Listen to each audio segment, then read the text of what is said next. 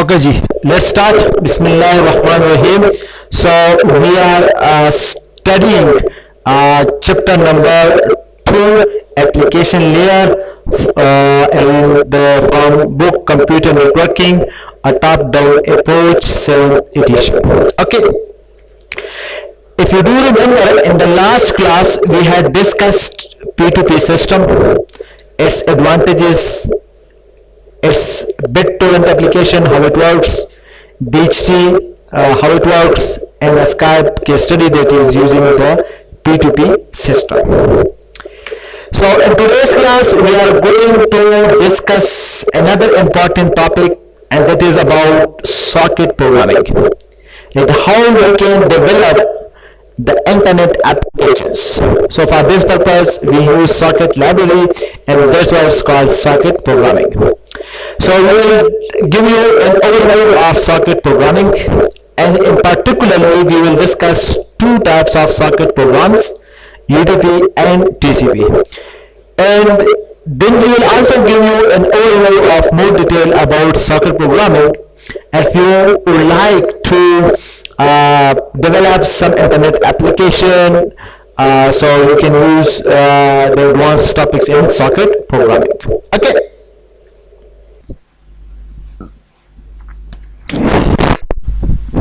So up to now we have discussed principle of network application, HTTP protocol, DNS, P2P application, and electronic mail. It will be given as a read, as it is not discussed yet in this video streaming. And now we are going to discuss socket programming. Okay. So we have already explained that if anyone wants to develop the internet applications, so for this purpose we have a library which is called socket. So socket programming is basically used, sockets are used to develop the internet application, whether it is a client application, whether it is a server application, or it is a peer-to-peer application. So the socket programming, it is used to build client server application or peer-to-peer application, any internet application that you want to develop, so you have to use socket. Okay, so socket is like a door between the application process and the end-to-end transport protocol, because this socket, it has this is basically a library that includes the transport layer protocol, and then it also network link layer, and it is provided by the operating system. So we have already discussed it. Okay, so now we are going to discuss that how the sockets library can be used to develop the client server application. So we are going to discuss that. So we have already discussed socket, but now we are going to discuss through examples that how socket library can be used to develop the client server applications. Okay. So basically for a socket, different languages, they have library for sockets. Basically it is developed by Berkeley, and I think many languages, they have built-in library for socket. For example, but these socket, they have the same functionality, but maybe each language has its own syntax and semantics, so that's why the syntax and semantic are different, and maybe in some languages more detail are provided regarding the more functionality can be achieved in one language, and so on. Okay. So for example, in Java we have a library which is called java.net, and this java.net, it has the socket library, and you can use it. So we will also discuss in this class also this library, that how it what kind of classes are available, variables are available, and how they can be used. Okay, and if you like to see more detail, so these two links you can follow. These are just example. I think these two links also have just an overview. Okay, so many other functionalities that are supported by Java socket programming, they can be found so in advanced topics. And okay, similarly in C++ we have a library is called socket, and this socket, it has the it is used in this net. This basically a library that if you like to operate an IP addresses, so how IP addresses is specified, so how IP addresses change from string to numeric value and from numeric to string values. So basically this functionality are provided by net. Okay, similarly in Java.NET we also have a library which is called inetaddress, and we will discuss it in this lecture. That library is also used to operate on IP addresses. Okay, so if you like to see the detail about socket programming in C++, then you can follow on this link. Okay, but I think this link also have just an overview. So if you would like to study more detail, so definitely you have to search on the internet, and you can find there are many books written on the socket programming. Okay, similarly if you if you are expert in Python and you know about it and you want to do programming in Python, so in Python we also have a library which is called socket. Okay, so by importing this socket library you can use it, and you can develop internet applications. Okay, and its detail is available on this link. Okay, so it's just an overview. Okay, again, so by this what do I mean? That different languages, they have libraries for socket programming. Okay, so so it's up to you. So two things are necessary to develop internet applications. The first thing that you should know about networking, concepts of networking, like what is TCP, what is UDP, what is IP, what is a port number, etc. And the second thing is that you should know this programming language. Okay, like Java, C++, then you can develop those applications. Okay, so this is just an overview that how different languages provides different the library for socket programming. Okay, so socket programming, so basically for transport services, for transport layer, we have two types of sockets. One is called UDP socket and one is called TCP, and we already know that UDP is an unreliable datagram protocol transport layer. We will study its detail in chapter number 3, but we have already given you an overview that what is UDP. So it is a transport layer protocol, so its working is like a registrar. Okay, and TCP is a reliable protocol. It's a connection oriented protocol. It has a flow control, etc. So we have already discussed it. So we have two types of protocol. One is called UDP and one is called TCP. Okay, so this how to develop the UDP program and TCP program. So we have to we will see that how we can create the sockets in UDP and TCP. Okay, so if you like to develop any internet application, okay, so suppose we have the application example like this way, but it depends then how we can write it. Okay, but this is that what can be an internet application.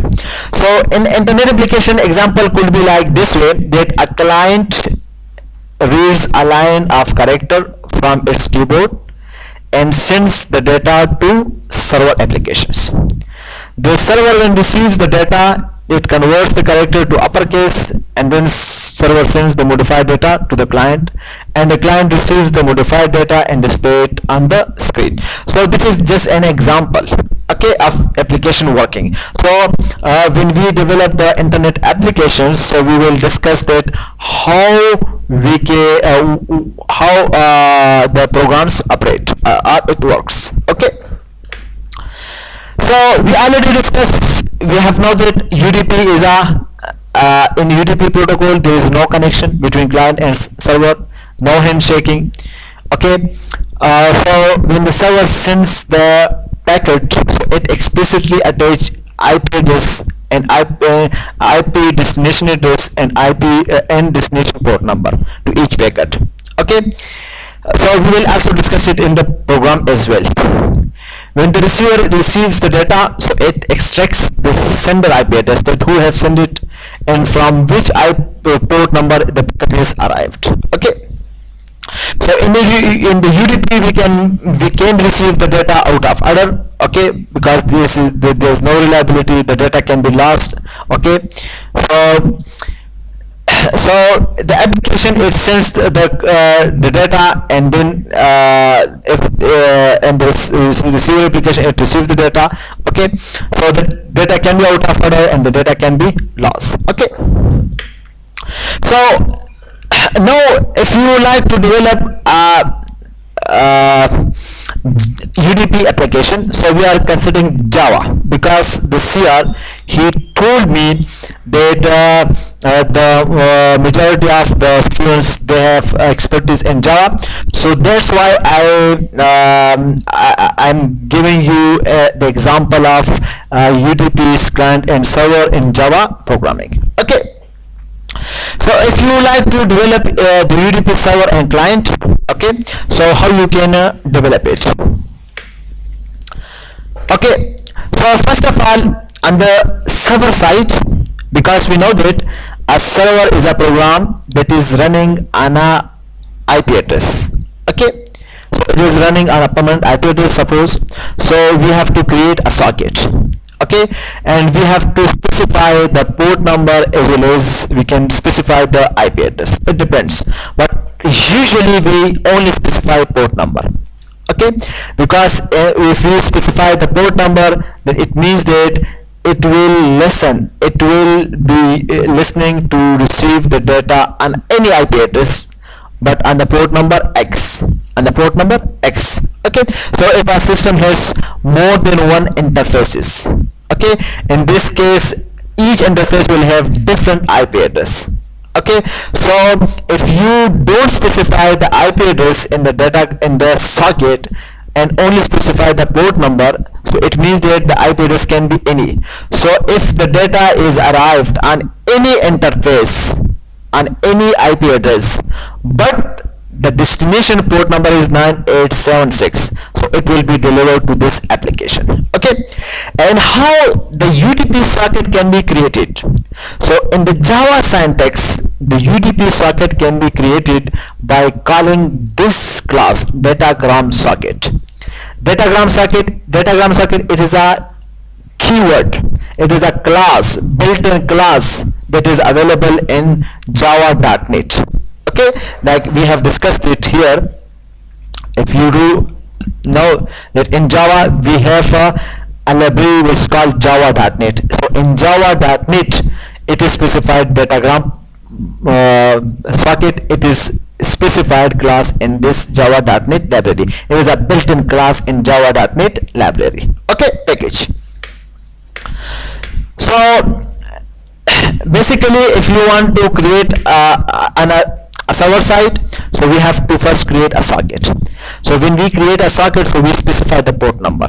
So how the UDP socket is created? The UDP socket can be created by using this class datagram socket. It is a built-in class.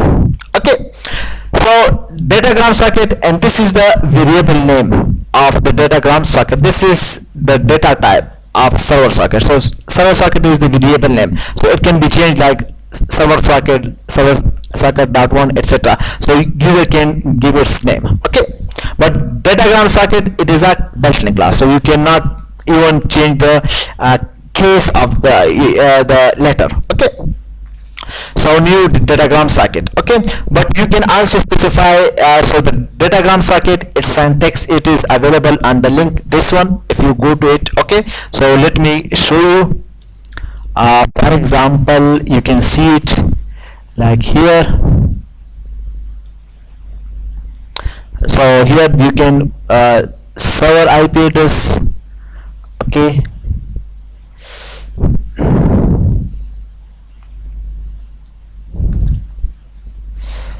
datagram socket I can show to you Java UDP socket.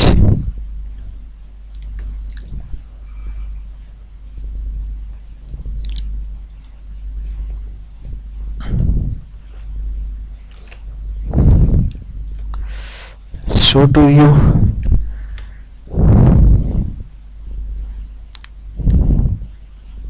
Okay, so here you can see that a datagram socket, it is a class. Okay, so in this datagram socket, okay,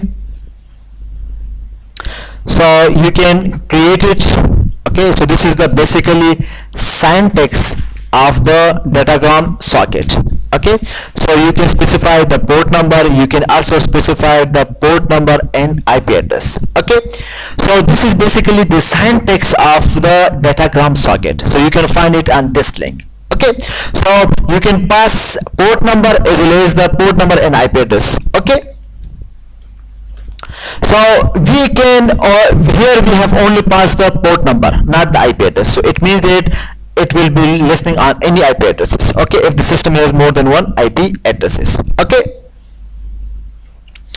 similarly, after specifying this socket, datagram UDP socket on the server side, now it is the socket is running. So the socket is running means that no socket can accept the data or socket can send the data.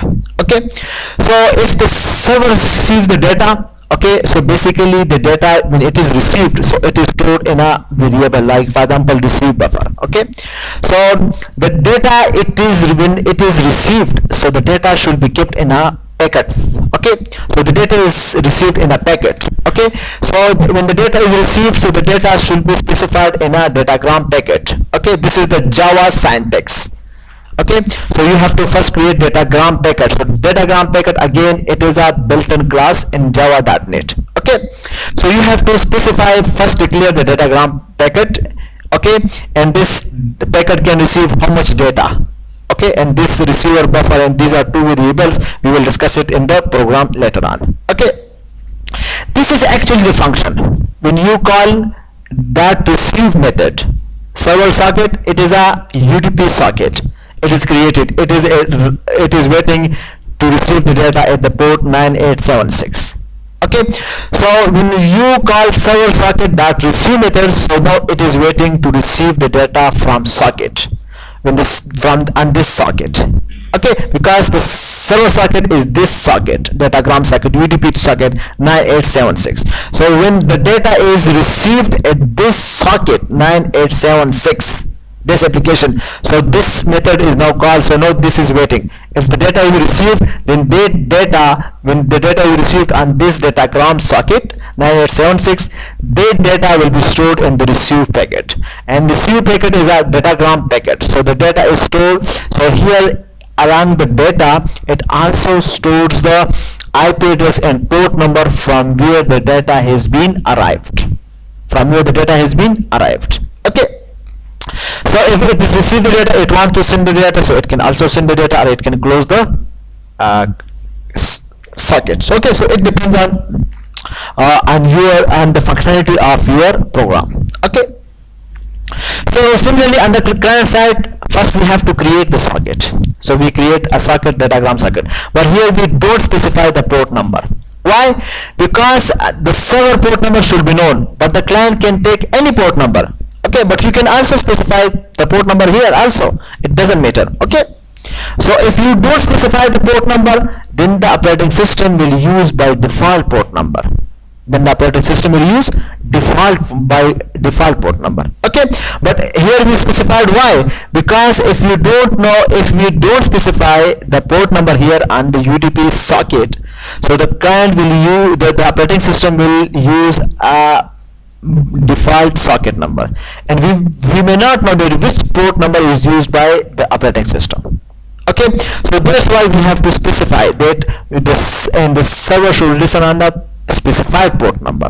Okay, and the client can use any port number. Okay, now if the client socket is created, okay, port number is created, so the port number will be assigned randomly by the operating system in this case. Why? Because we don't specify it. Okay, So then we can send the data to the server, because the server, when on the UDP server the connection, the socket is created, now it is waiting for the data. Okay, so when the socket on the client side is created, so now the client can send the data. How it can send the data? Again, it has to construct the packet, and the packet, for the constructing the packet, you should use datagram packet. This is a built-in class. If you receive the packet, so you should receive the data in the datagram packet. It is a built-in class. Okay, so when you send the data, you can develop a packet. It has send buffer data, and it has and you should specify the address and the port number, the IP address and the port number to which you want to send this data. So this IP address is the server IP address, and this port number is the server port number. Okay, so this data send buffer, it will be transmitted to this IP address and this port number, and this IP address is the server IP address, and this is the server port number. So how it can be sent? So it can be sent by calling the dot send method, client socket and the socket dot send method. So when you call the dot send method, so it sends the data to the socket, and from the socket the data is sent to the server. Okay, so this is an overview. Now I would like to show through an example how the server socket can be developed, how the client socket can be developed, UDP client can be developed. Okay, so now one important thing that I have missed, that after the working of server or client is finished and you want to close the program, so before closing the program, please must remember to close the socket, because if you don't close the socket, it may be the socket is open, and if you want to run this program again, it will give you error. Why? Because already one socket is open. Okay, so if you close the socket, then it will be better. Okay, so I will share this program with you. Okay, but now this is a UDP server program. It is developed and it works fine. Okay, but I will not explain the syntax and semantic of Java. I will just want to explain you socket programming. Okay, so that's why you must be familiar with, if you are familiar with the Java, and you must be familiar with the Java, then you should know that we can import the packages, libraries. Okay, if you want to use them. Okay, so basically, because we are using the socket programming, so we must have to import java.net. Okay, so it has all the classes that are necessary for the socket programming. So java.net is a Java socket library. Okay, now this is the main program. So we create a datagram socket. Okay, the datagram socket, it is a built-in class. Okay, and we specify the port number. Why? For the UDP server, for the server, we should specify the port number. We can also specify the IP address, but if we don't specify the IP address, then it means that when the data is received on any IP address on this machine, but with the destination port number 9876, then it will be received on this application. Okay, so this is basically creates the UDP socket, and this is the local port number which is used on this machine. This is the loop that I have used, infinite loop, true loop. Okay, if you are familiar with the Java, so the data that is sent or received from the socket, so the data is received in the byte form, and the data should be sent in the byte form. Okay, however, for the user, we may display the data in video, audio, or in the string format. So you must have to do this typecasting. Okay, so again, I would not like to explain that how we can change from bytes to string or string from bytes. So this up to you. Okay, because I assume that you already know Java programming. Okay, so these are the two variables that I have declared receive buffer, send buffer, and these are the byte data types. Okay, so when I receive the data, so I would like to put the data in the datagram packet. Okay, so send this packet. Okay, and this is the its size, and this is its receive buffer memory. Okay, again inet address, this is a built-in class and it is used for operating an IP addresses. Okay, you can explore it. Okay, so again the get address, it is changed from the it is changed to the IP, okay, in the bytes form, and this port number is changed into port number. Okay, again now actually the IP address is displayed, the port number is displayed. Okay, now I can get the data receive packet dot get data. Okay, so again this is a string I have created. Okay, so you can see that here this is the important thing. When I have created the datagram socket, and now I am waiting here to receive the data. I am waiting here to receive the data. When the data is received on this socket, and the socket is 9876, so that data will be copied into receive packet, and receive packet is a datagram packet. And this receive packet, it also has the address, IP address. If you want to this receive packet, it will have the data, as well as it will also have the IP address and port number of the sending machine. For example, if you want to get the IP address of the sending machine, then you can call receive packet dot get address. So receive packet, it is a datagram packet, it is a built-in class. So this datagram packet, it has a method that is called get address. So by calling this get address, it basically give you the IP address of the this packet, the source IP address of this packet, that is the IP address of this packet, that from where it is coming, the sender IP address, and this is the sender port number. So we can display IP address as well as we can display port number. And if you want to get the data from this receive packet, so we have to call receive packet dot get data. Again, receive packet is a datagram packet, and this datagram packet is a built-in class, and this built-in class has a built-in method which is called get data. So by calling the get data, it is in bytes form, so that's why we change it into string. Okay, so in this string it can be displayed. Okay, similarly we can also send the data to server. Okay, so if you want to send data to server, so first, for example, these are the function data used to get the data from the keyboard. Okay, to get the data from the keyboard, and then we change the data into bytes. I would not like to discuss these functions. Why? Because I assume that you people know the Java language. Okay, so again I have created a datagram packet, and datagram packet I have stored the data that is read from the keyboard, and it is changed into bytes, and that data is stored here, and IP address to whom I want to send the data. So this should be the client IP address, and this should be the client port number. To where this is the destination IP address, and this is the destination port number. And then I can call server socket dot send. So when I call this method, so now this data, it will be sent. So it will be sent to the socket. Okay, so it is sent to the destination, to your destination. Okay, so after you have done these things, so this is the explanation of the UDP server program. Okay, I will share this code with you as well. Okay, similarly for UDP client program.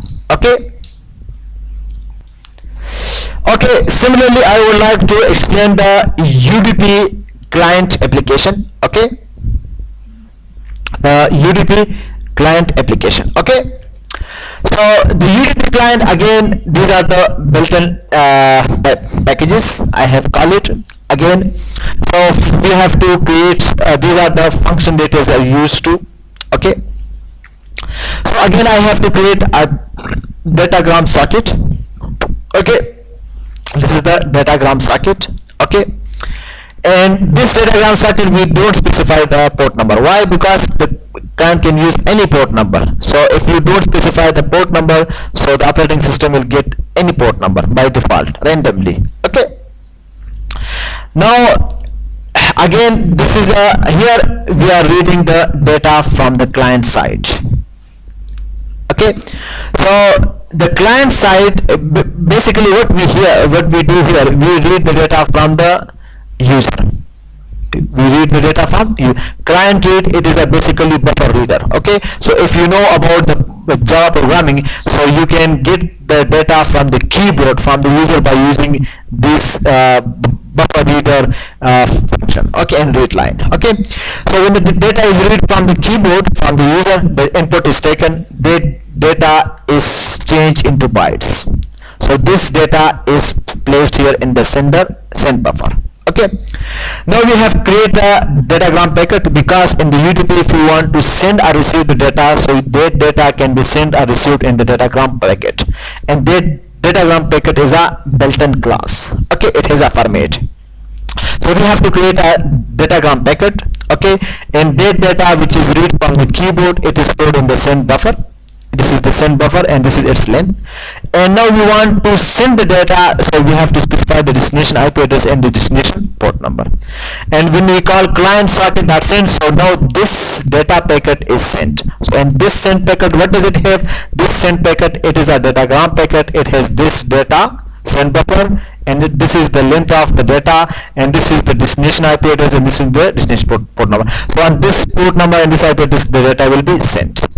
Okay, so if the client side, if the client click, because we are taking the input from the reader, from the user, from the keyboard, so if the user type the buy, then the connection will be closed.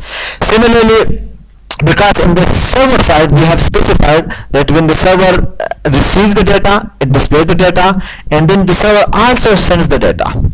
Okay, so similarly when the server sends the data, so again the client will receive it. So we call the receive method. Okay, client socket. So when the data is received, that data will be stored in the receive packet, and the receive packet is a datagram packet. Okay, and because the data is received in the bytes form, so that bytes is to be changed into string. Okay, so I think this is much easy. Okay, so let me try to run this UDP client and server program to show to you. Okay, so I have developed this server Java. This is basically the UDP server program. Okay, so let me run it.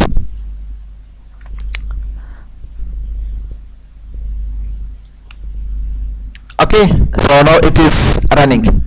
I think you cannot see it, but anyway we can try.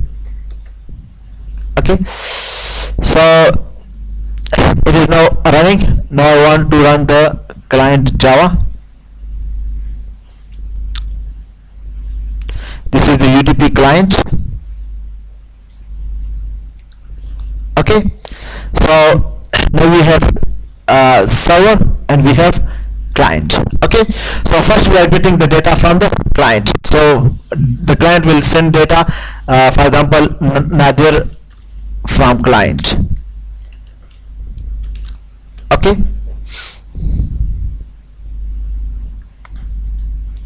this is now the server program. It receives Nadir from client. Okay, so this is the server program. Now server sends the data Nadir from server. Okay, so it will be received by the client. The client receives from the server Nadir from server. So client can again send the data. Okay, so I will share it with you as well. So I think it is much clear to you. Okay, so the circuit programming in the UDP. Okay, so in the next video we would like to study the TCP protocol. Okay.